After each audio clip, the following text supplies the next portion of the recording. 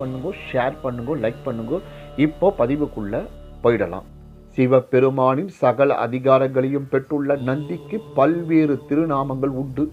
அப்படியான நந்தி பெருமானின் வடிவங்களையும் சிறப்புகளையும் திருநாமங்களையும் இந்த பதிவில் உங்களுக்கு விரிவா சொல்றேன். அதிகார நந்தி.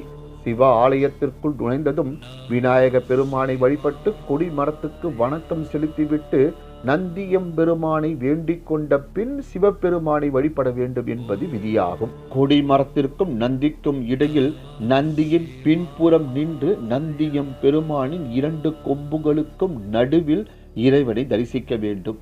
இந்த நந்தியை அதிகார நந்தி என்பர்.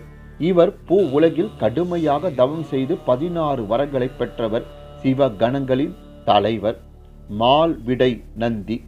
சிவ ஆலயங்களில் கொடி மரத்துக்கு பக்கத்தில் இருக்கும் அதிகார நந்திக்கு அடுத்த